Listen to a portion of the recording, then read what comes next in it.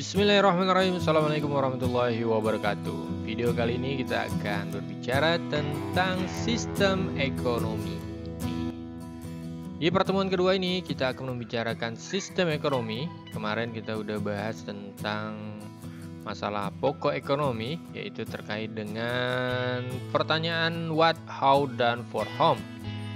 Beberapa ahli menyatakan bahwa jawaban terhadap ketiga pertanyaan tersebut diatur dalam sistem ekonomi yang dianut oleh suatu negara. Nah, kita akan membahas bagaimana sih apa sistem ekonomi itu. Nah, sistem ekonomi menurut Gillarzo adalah keseluruhan tata cara untuk mengordinasikan perilaku masyarakat atau para konsumen, produsen, pemerintahan, bank, dan sebagainya dalam menjalankan kegiatan ekonomi, yaitu produksi, distribusi, konsumsi, investasi, dan sebagainya, sehingga menjadi satu kesatuan yang teratur dan dinamis, dan kekacauan dapat dihindari. Macam-macam sistem ekonomi. Nah, yang akan kita pelajari ada 3, yaitu yang pertama adalah sistem ekonomi komando atau sistem ekonomi terpusat. Kemudian yang kedua adalah sistem ekonomi pasar. Dan yang ketiga adalah sistem ekonomi campuran. Nah, nanti akan ada bonus, yaitu sistem ekonomi yang dianut oleh pemerintahan Indonesia. Baik, kita yang pertama akan masuk ke sistem ekonomi komando atau sistem ekonomi terpusat. Sistem ekonomi komando atau ekonomi terpusat atau komunisme atau kolektivisme, biasa kita sering mendengar istilah komunisme dan sosialisme. Nah, semua dua kata itu adalah memiliki pengertian yang sama, akan tetapi kemudian komunisme dipakai untuk menyebutkan sosialisme paling radikal yang menuntut penghapusan total terhadap hak-hak pribadi.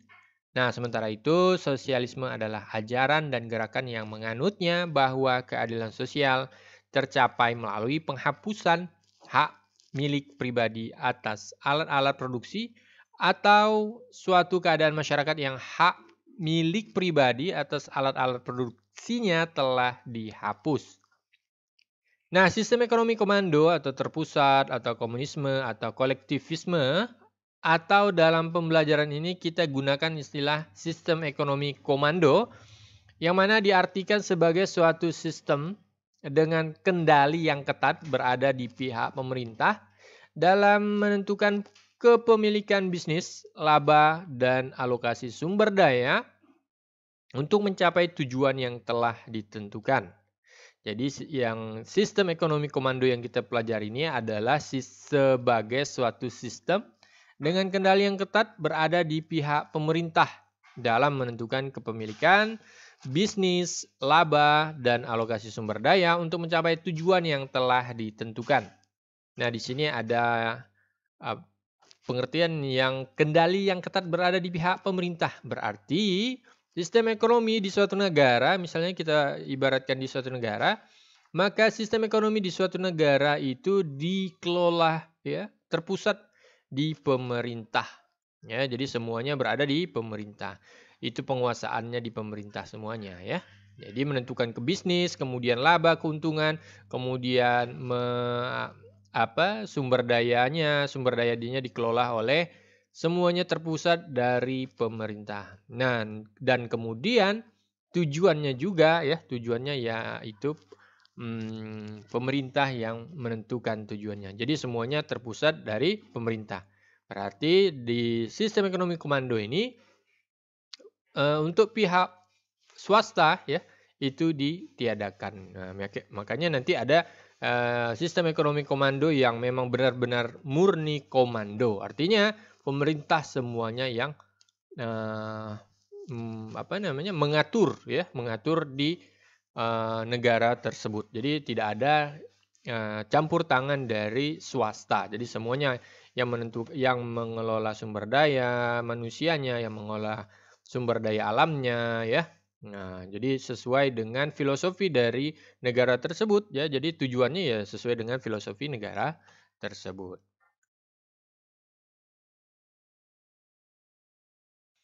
Kemudian ciri-ciri sistem ekonomi komando ini apa saja? Nah, yang pertama itu adalah sumber daya ekonomi dikuasai negara atas nama rakyat. Jadi kemarin di bab pertama kita udah bahas bagaimana sih apa saja sih sumber daya ya, sumber daya yang macam-macam sumber daya itu ada 3 yang kita bahas, yaitu sumber daya manusia, sumber daya alam, sumber daya modal itu dikuasai oleh negara itu atas nama rakyat. Jadi negara melalui pemerintahannya mengelola sumber daya tersebut ya, baik ekonomi sumber daya alam, sumber daya manusia dan sumber daya modal ya. Tujuannya ya pasti untuk memakmurkan dan mensejahterakan rakyat-rakyatnya. Kemudian yang kedua adalah ciri-cirinya yang kedua sistem ekonomi komando, yaitu seluruh kegiatan produksi diusahakan bersama. Tidak ada perusahaan swasta yang ada perusahaan negara ya. Kalau misalnya contoh di Indonesia itu BUMN ya. Jadi yang mengatur, yang memberi modal ya, itu adalah kemudian sumber dayanya itu semua adalah dimiliki oleh rakyat, tidak ada campur tangan swasta. Kemudian yang ketiga adalah harga dan penyaluran barang ditentukan dan dikendalikan oleh negara. Harga dan penyaluran barang ditentukan oleh dan dikendalikan oleh negara. Jadi kalau misalnya contoh ya, kalau misalnya di negara kita nih, misalnya menerapkan ekonomi komando, maka misalnya di pusat pemerintahannya di Jawa, maka dia mewajibkan ya dirinya sendiri ya untuk menyalurkan barang-barangnya, untuk menyalurkan produksi hasil-hasil produksi ya untuk mensejahterakan masyarakat Indonesia ya. Jadi penyalurannya, kemudian harganya ya disesuaikan dengan kemampuan dari rakyatnya. Yang mengetahuinya ya pasti dari pemerintahnya sendiri ya. Karena produksinya diusahakan bersama tadi ya. Di ciri kedua ya. Jadi pemerintah itu membuat perusahaan itu ya untuk memenuhi kebutuhan dari rakyat-rakyatnya. Kemudian harganya ya pasti si pemerintah juga mematok harga ya yang tidak membuat rakyat-rakyatnya menderita gitu loh ya. Kemudian penyalurannya juga distribusinya artinya ketika misalnya beras di Kalimantan Barat misalnya atau di Kalimantan itu butuhnya 3.000 ton. Nah, maka pemerintah di pusatan Jawa itu maka dia harus menyiapkan di sebulannya 3.000 ton. Apakah dia langsung dari 3 juta ton atau dia berangsur-angsur dalam seminggu dia harus menjaga menjaga distribusinya tersebut. Nah, misalnya kebutuhannya tadi 3 juta misalnya, berarti dia distribusinya dalam satu minggu ya dia 1 juta ton ya, berarti dia dalam 1 bulan dia ada kelebihan 1 juta. Nah, 1 juta ini ya mungkin ada persediaan untuk misalnya terjadi ada sesuatu yang tidak diinginkan. Nah, jadi ada cadangan gitu ya. Nah, itu semuanya diatur oleh pemerintah. Dan yang keempat adalah jenis pekerjaan dan pembagian kerja diatur oleh pemerintah. Nah, jadi yang mengetahui kebutuhan rakyatnya ya pemerintah itu sendiri ya. Misalnya di negara karena sumber daya alamnya, sumber daya manusianya di setiap negara itu kan berbeda-beda ya. Nah, jadi kalau misal di Indonesia dengan sumber daya alamnya yang kaya ini, kemudian sumber daya manusianya seperti ini, maka produksi pekerjaan yang layak untuk di Indonesia ya yang tahunya pasti pemerintah itu sendiri. Bagaimana pembagian kerjanya, semuanya sudah harus diketahui pemerintah ya. Supaya apa? Ya tadi itu untuk pembagian kerjanya. Ya, pembagian kerjanya misalnya di Indonesia, di Kalimantan, di Jawa misalnya produksi pakan gitu ya. Kemudian nanti kalau misalnya di Sumatera, apakah industri apa di sana gitu ya. Jadi semuanya sudah dapat dibagi-bagi. Nah, itulah ciri-ciri ya. Ada 4 ciri-ciri sistem ekonomi komando. Yang pertama tadi adalah sumber daya ekonomi dikuasai negara atas nama rakyat. Yang kedua adalah seluruh kegiatan produksi diusahakan bersama, tidak ada perusahaan swasta, yang ada perusahaan negara. Kemudian yang ketiga adalah harga dan penyaluran barang ditentukan dan dikendalikan oleh negara. Dan yang terakhir, yang keempat adalah jenis pekerjaan dan pembagian kerja diatur oleh pemerintah.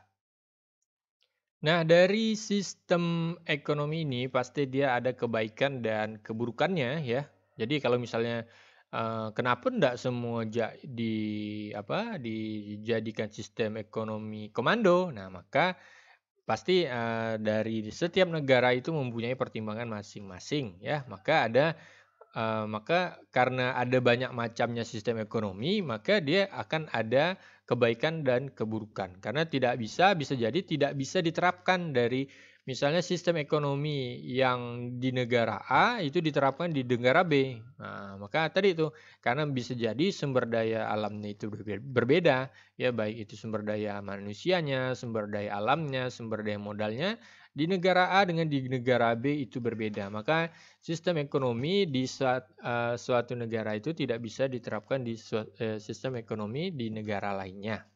Nah, makanya ada pertimbangan-pertimbangan. Nah, pasti ada kebaikan dan keburukannya. Nah, kita akan bahas di sistem ekonomi komando ini kebaikan keburukannya. Nih, ada 4 ya, kebaikan sistem ekonomi komando. Yang pertama adalah pemerintah langsung bertanggung jawab langsung atau bertanggung jawab sepenuhnya terhadap perekonomian ya. Jadi karena pemerintahnya terpusat di kegiatannya terpusat di pemerintah, maka pemerintah itu bertanggung jawab sepenuhnya terhadap perekonomian. Ya, karena pemerintahlah yang mengetahui ya tadi itu tentang distribusi, produksinya, konsumsinya, kemudian investasinya ya semuanya itu pemerintah yang mengelola. Dan yang kedua, tentang kebaikan sistem ekonomi komando yaitu pemerintah dapat menentukan jenis-jenis produksi atau jenis-jenis industri. Nah, ini tadi udah kita juga bahas, udah kita singgung bahwa pemerintah karena karena negara tersebut yang mengetahui apa-apa sih yang menjadi keunggulan dari negara tersebut. Makanya akan terjadi perekonomian internasional itu ya, karena di negara satu bisa jadi memproduksi barang A, belum bisa jadi di barang B tidak ada, maka dia membutuhkan barang B tersebut dengan cara mendatangkan barang B tersebut dari negara lain. Ya, kemudian yang ketiga yaitu pemerintah mengatur distribusi barang-barang. Nah, tadi juga kita sudah singgung bahwa barang-barang tersebut ya, barang-barang misalnya untuk Kalimantan ya, yang tahu stoknya itu adalah pemerintah pusat ya, pemerintah pusat karena dengan jumlah penduduk misalnya sekian ya, dengan kebutuhannya tadi itu misalnya kita hitung 3 juta ton misalnya, maka pemerintah itu harus bertanggung jawab ya untuk mendistribusikan ya, apakah di dalam 1 minggu itu membutuhkan berapa ya, apakah langsung ngedrop dari 3 juta ton itu langsung 3 juta ton atau dia pasti ada dilebihkan ya, takut nanti ada faktor cuaca atau kejadian yang tidak diinginkan. Nah, itu tanggung jawab dari pemerintah ya, karena penyebarannya apalagi di Indonesia kalau misalnya penerapan sistem ekonomi komando ya, pasti banyak yang perlu didistribusikan ya, karena Indonesia ini negara kepulauan. Kemudian yang keempat, tentang kebaikan dari sistem ekonomi komando ini adalah pemerintah mudah melaksanakan pengendalian dan pengawasan ya, otomatis ya. Jadi mudah melaksanakan pengendalian dan pengawasan dikarenakan datanya satu pintu ya. Jadi datanya satu pintu, datanya ada di pemerintah ya. Jadi apakah rakyatnya butuh barang A, maka pemerintah pun udah pasti tahu ya untuk pengendalian apa kelebihan, misalnya tadi tuh misalnya di Kalimantan 3 juta ton. Kemudian kalau dikirim 4 juta berarti ada song 1 juta ya. Kemudian kalau misalnya lancar-lancar, kemudian berarti nanti bulan depannya akan dikurangi lagi ya, tidak 4 juta misalnya, mungkin 3,5. Berarti kalau misalnya lancar 1,5 juta masih ada di Kalimantan. Nah, maka nanti pengirimannya bisa lagi dikurangi gitu ya, atau 3 juta atau 2,5. Jadi ada song 500. Nah, jadi seperti itu ya. Jadi semuanya dikendalikan di satu pintu gitu ya. Nah, dari kebaikan pasti dong ada keburukannya ya. Paling tidak di sini ada 2 keburukan atau kekurangan dari sistem ekonomi komando. Yang pertama adalah hak milik perseorangan tidak ada. Ya, jadi kalau swasta berarti ya bisa dibilang kalau misalnya murni komando ya enggak ada gitu ya. Jadi semuanya terpusat di pemerintahan ya. Kemudian yang kedua adalah potensi dan kreativitas masyarakat tidak berkembang. Ya, ini karena semuanya dikendalikan oleh pemerintah ya. Nih, ini ada ya kalau misalnya kawan-kawan udah terbayang di suatu negara ini pasti udah tahu ya bayangannya ya, negara mana ya. Jadi kalau misalnya karena pemerintahnya ada yang murni ya, jadi coba kawan-kawan tebak ya negara mana yang memang benar-benar murni ya dari sistem menerapkan sistem ekonomi komando ya. Nah, coba kawan-kawan jawabnya di kolom komentar ya. Kemudian yang kedua, sistem ekonomi yaitu yang kita bahas adalah sistem ekonomi pasar atau kapitalisme murni ya. Sistem kapitalisme ini menurut Epstein mulai berkembang di Inggris itu pada abad ke-18 Masehi, kemudian menyebar luas ke kawasan Eropa Barat Laut dan Amerika Utara. Nah, risalah terkenal Adam Smith yaitu The Wealth of Nations diakui sebagai tonggak utama kapitalisme klasik yang mengekspresikan gagasan laissez-faire dalam ekonomi. Ini bertentangan sekali dengan merkantilisme, yaitu adanya intervensi pemerintah dalam urusan negara. Smith berpendapat bahwa jalan yang terbaik untuk memperoleh kemakmuran adalah dengan membiarkan individu-individu mengerjakan kepentingan-kepentingan mereka sendiri tanpa keterlibatan perusahaan-perusahaan negara. Kapital atau pasar murni sebagai sistem ekonomi semata-mata mementingkan kapital untuk mendapatkan kapital yang lebih besar lagi. Adapun ciri-ciri sistem ekonomi pasar bebas adalah sebagai berikut. Yang pertama adalah semua alat dan sumber produksi dikuasai oleh perseorangan. Beda dengan sistem ekonomi komando tadi ya. Kalau komando itu langsung dia dikuasai oleh pemerintah. Nah, kalau ini dikuasai oleh perseorangan. Kemudian yang kedua adalah orang bebas memilih lapangan pekerjaan dan di bidang usaha sendiri. Kemudian yang ketiga adalah para produsen bebas menentukan apa dan berapa yang akan diproduksi dengan harapan mendapatkan laba yang sebesar-besarnya. Kemudian yang keempat adalah campur tangan negara ditiadakan atau dibatasi. Dan yang kelima adalah ada persaingan antar pengusaha. Ya, jadi dibiarkan ya, dibebaskan ya, semuanya berkompetisi di pasar atau di suatu negara. Itu adalah ciri-ciri dari sistem ekonomi pasar bebas. Sama halnya dengan sistem ekonomi komando, di sistem ekonomi pasar bebas ini mempunyai kebaikan. Yang pertama adalah sistem individu bebas mengatur perekonomian. Ya, jadi semua individu bebas dia mengatur perekonomiannya, baik itu tentang produksi, kemudian konsumsi, ya, menyalurkan distribusi, ya. Jadi semuanya dapat individu itu bebas mengatur dirinya sendiri. Kemudian yang kedua adalah sistem individu bebas memiliki alat-alat produksi ya. Jadi kalau misalnya individu itu mempunyai modal, maka si individu juga dapat membeli alat-alat produksi ya tanpa campur tangan dari atau dibatasi oleh pemerintah. Ya, jadi individu kalau misalnya tadi kalau di sistem ekonomi komando semuanya ya harus harus yang memilikinya adalah negara ya. Beda dengan sistem ekonomi bebas ini. Yang ketiga adalah adanya persaingan mengarah kemajuan ya. Karena bebas ya. Karena tidak ada campur tangan pemerintah atau dibatasi, maka individu dapat bersaing antara satu dengan yang lain ya untuk mengarah kemajuan. Karena kalau misalnya untuk maju itu kan biasanya harus ada persaingan, ya. Ada persaingan. Kalau misalnya kita balap lari ya, kita harus ada saingannya biar kita makin laju gitu ya. Larinya gitu juga kalau misalnya pasar ya. Pasar dibiarkan oleh pemerintah atau dibatasi, maka dia akan terjadinya kompetisi di pasar ya.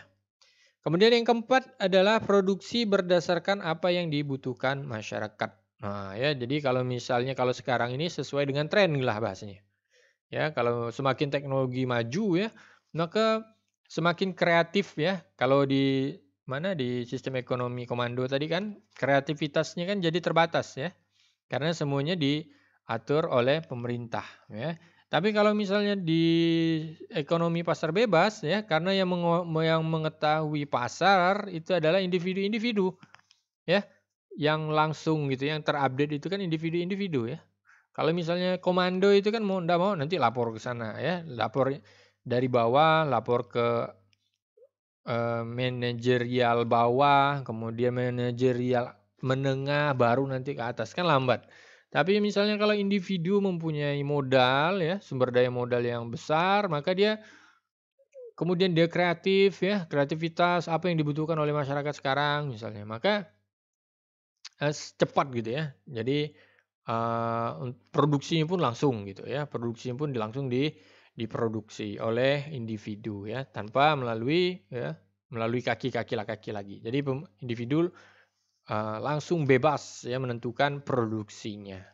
Itu dari kebaikannya ya. Yang pertama tadi adalah dapat mengatur sendiri, kemudian bisa memiliki alat produksi, kemudian adanya persaingan, dan yang keempat adalah produksi juga kita sesuai dengan kebutuhan atau terupdate gitu ya, kebutuhan yang saat ini. Nah, kemudian tentang keburukannya. Nah, tadi kebaikannya, sekarang keburukannya. Keburukannya dari sistem ekonomi pasar bebas yaitu yang pertama adalah menimbulkan eksploitasi, kemudian yang kedua adalah menimbulkan monopoli, dan yang ketiga tidak ada pemerataan pendapatan, dan yang keempat adalah terjadinya ketidakstabilan ekonomi. Yang pertama adalah menimbulkan eksploitasi. Ya, berarti dia ingin mengambil alih misalnya semakin kuatnya modalnya suatu individu ya. Kemudian karena pacuannya atau tujuannya adalah laba ya, harapannya kan laba sebesar-besarnya. Maka bisa jadi yang besar itu ya dapat mematikan yang kecil ya. Ini kalau misalnya dilakukan ekonomi pasar bebas murni ya. Nah, jadi semakin besarnya modal suatu individu, maka peluang untuk eksploitasi ke pasar itu maka dia semakin besar. Kemudian yang kedua itu menimbulkan monopoli. Nah, karena tadi itu ya, karena dia misalnya ada 5 individu yang produksi barang A. Kemudian yang A ini mempunyai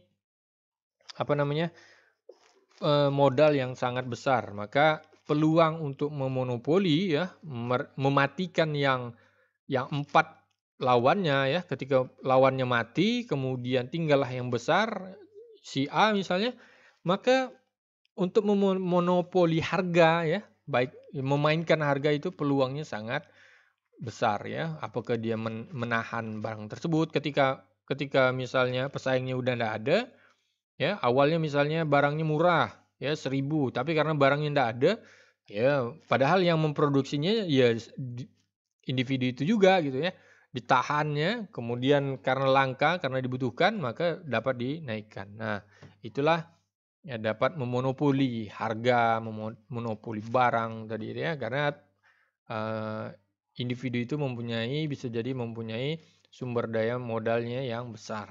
Kemudian yang ketiga adalah tidak ada pemerataan pendapat. Nah, ya semakin besar modal seorang ya, pasti ketika dia pengen keuntungan besar ya. Aku kan misalnya nih contoh seseorang mengatakan aku kan udah ngeluarin banyak nih misalnya, udah ngeluarin modal besar ya, pasti pengennya baliknya lebih dari modal dong ya, yaitu keuntungan yang berlipat-lipat ya. Jadi yang kecil ya kecil juga jadinya ya, karena adanya eksploitasi monopoli, maka otomatis ya nanti ada pemerataan pendapatannya jadi tidak merata.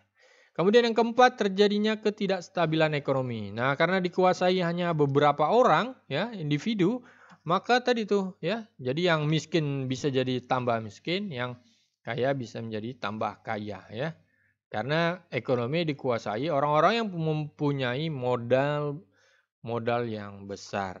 Nah, itulah dari sistem ekonomi pasar bebas ya. Jadi ciri-cirinya tadi sudah ada, kemudian kebaikannya ekonomi pasar sudah ada, kemudian juga keburukannya ya. Jadi sistem ekonomi pasar bebas ini adalah kebalikan dari sistem ekonomi pasar komando gitu ya. Nah, kemudian yang ketiga adalah sistem ekonomi campuran. Nah, dalam sistem ekonomi ini, pemerintah dan swasta mempunyai peran yang berimbang dalam kegiatan ekonomi. Nah, ciri-cirinya yang pertama adalah ya, jadi kalau sistem ekonomi ini ya, ekonomi campuran ini adalah yang pertama adalah gabungan dari sistem ekonomi komando dan sistem ekonomi pasar. Yang kedua, barang modal dan sumber daya yang vital dikuasai langsung oleh pemerintah atau negara ya. Kemudian yang ketiga, pemerintah melakukan intervensi dengan cara membuat peraturan, menetapkan kebijakan fiskal moneter, membantu dan mengawasi kegiatan sektor swasta. Kemudian yang keempat adalah peran pemerintah dan swasta berimbang ya. Tapi di satu sisi pemerintah harus lebih kuat dari swasta karena tadi tuh misalnya contohnya tadi sumber daya yang vital ya itu harus dikuasai oleh pemerintah ya. Karena apa? Karena untuk melindungi, tujuannya kan semata-mata untuk melindungi dari masyarakatnya atau rakyat-rakyatnya ya. Nah, kemudian dalam sistem pemerintahan ini dapat mengatur dan mengawasi serta menstabilkan dan memajukan ekonomi nasional secara keseluruhan dengan cara mendorong dan membimbing inisiatif swasta dan prakarsa rakyat.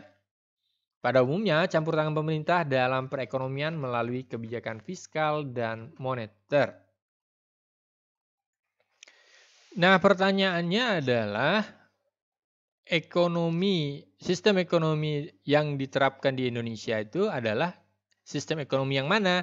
Nah, gitu ya. Nah, sistem ekonomi yang diterapkan di Indonesia itu adalah sistem ekonomi Pancasila yang di dalamnya terkandung demokrasi ekonomi, maka dikenal juga dengan sistem demokrasi ekonomi. Nah, demokrasi ekonomi ini berarti bahwa kegiatan ekonomi dilakukan dari, oleh, dan untuk rakyat di bawah pengawasan pemerintah hasil pemilihan rakyat. Nah, gimana ciri positif demokrasi ekonomi ini? Yang pertama adalah potensial, kemudian inisiatif dan daya kreasi setiap warga negara dikembangkan dalam batas-batas yang tidak merugikan kepentingan umum. Ya tadi karena dari, oleh, dan untuk rakyat. Nah, jadi negara sangat mengakui setiap upaya dan usaha warganya dalam membangun perekonomian. Nah, jadi kalau misalnya ada pertanyaan, sistem ekonomi yang dianut oleh pemerintah Indonesia apa? Maka jawabannya adalah sistem ekonomi Pancasila atau biasa dikenal dengan sistem demokrasi ekonomi. Landasan pokok perekonomian Indonesia adalah pada pasal 33 ayat 1, 2, 3, dan 4 Undang-Undang Dasar 1945 hasil amandemen yang berbunyi. Yang pertama adalah perekonomian disusun sebagai usaha bersama berdasarkan atas asas kekeluargaan. Yang kedua adalah cabang-cabang produksi yang penting bagi negara dan menguasai hajat hidup orang banyak dikuasai oleh negara. Kemudian yang ketiga adalah bumi, air, dan kekayaan alam yang terkandung di dalamnya dikuasai oleh negara dan dipergunakan untuk sebesar-besarnya kemakmuran rakyat. Dan yang keempat adalah perekonomian nasional diselenggarakan berdasarkan atas demokrasi ekonomi dengan prinsip kebersamaan, efisiensi berkeadilan, berkelanjutan, berwawasan lingkungan, kemandirian, serta dengan menjaga keseimbangan kemajuan dan kesatuan ekonomi nasional. Selain tercantum dalam penjelasan pasal 33 Undang-Undang 1945, demokrasi ekonomi tercantum dalam TAP MPRS nomor 22 MPRS garing 1966 sebagai cita-cita sosial dengan ciri-cirinya. Selanjutnya, setiap TAP MPR tentang GBHN mencantumkan demokrasi ekonomi sebagai dasar pelaksanaan pembangunan dengan ciri-ciri positif yang selalu harus dipupuk dan dikembangkan. Nah, ciri-ciri positif diuraikan dalam poin-poin tersebut. Yang pertama adalah perekonomian disusun sebagai usaha bersama berdasarkan atas asas kekeluargaan. Yang kedua adalah cabang-cabang produksi yang penting bagi negara dan menguasai hajat hidup orang banyak dikuasai oleh negara. Kemudian yang ketiga adalah bumi, air, dan kekayaan alam yang terkandung di dalamnya dikuasai oleh negara dan dipergunakan untuk sebesar-besarnya kemakmuran rakyat. Yang keempat adalah perekonomian nasional diselenggarakan berdasarkan atas demokrasi ekonomi dan prinsip kebersamaan, efisiensi, berkeadilan, berkelanjutan, berwawasan lingkungan, kemandirian, serta dengan menjaga keseimbangan, kemajuan, dan kesatuan ekonomi nasional. Kemudian yang kelima adalah sumber kekayaan dan keuangan negara digunakan dengan pemufakatan lembaga-lembaga perwakilan rakyat. Kemudian yang keenam, warga memiliki kebebasan dalam memilih pekerjaan dan penghidupan yang layak. Yang ketujuh adalah hak memiliki perseorangan diakui pemanfaatannya tidak boleh bertentangan dengan kepentingan rakyat. Kemudian yang kedelapan adalah potensi inisiatif dan daya kreasi setiap warga negara dikembangkan dalam batas-batas yang tidak merugikan kepentingan umum. Dan yang terakhir adalah fakir miskin dan anak-anak terlantar dipelihara oleh negara. Adapun ciri-ciri negatif yang harus dihindari dalam sistem perekonomian kita karena bersifat kontradiktif dengan nilai-nilai dan kepribadian bangsa Indonesia adalah sebagai berikut. Yang pertama adalah sistem free fight liberalism yang menumbuhkan eksploitasi manusia dan bangsa lain. Yang kedua adalah sistem etatisme, negara sangat dominan serta mematikan potensi dan daya kreasi unit-unit ekonomi di luar sektor negara. Dan yang terakhir adalah pemusatan kekuatan ekonomi pada suatu kelompok dalam bentuk monopoli yang merugikan masyarakat. Baik, itulah dia macam-macam sistem ekonomi. Ya, sistem ekonomi tadi kita ulangi bahwa sistem ekonomi yang kita pelajari itu ada 3. Yang pertama adalah sistem ekonomi komando. Kemudian itu kedua adalah sistem ekonomi pasar bebas. Kemudian yang ketiga adalah sistem ekonomi campuran. Dan bonusnya adalah sistem ekonomi yang dianut oleh pemerintah yaitu sistem ekonomi Pancasila atau sistem demokrasi ekonomi. Nah, baik, mudah-mudahan video kali ini bermanfaat buat kawan-kawan semua. Nah, nanti ada pertanyaan di ujung video. Silakan kawan-kawan menjawab ya untuk mengasah kemampuan kawan-kawan kembali. Terima kasih saya sampaikan, saya ucapkan semoga bermanfaat. Kemudian kawan-kawan dimurahkan rezekinya, kemudian dalam keadaan sehat walafiat. Akhir kata, jalan-jalan beli kuaci di Kota Baru. Cukup sekian. Terima kasih. Assalamualaikum warahmatullahi wabarakatuh.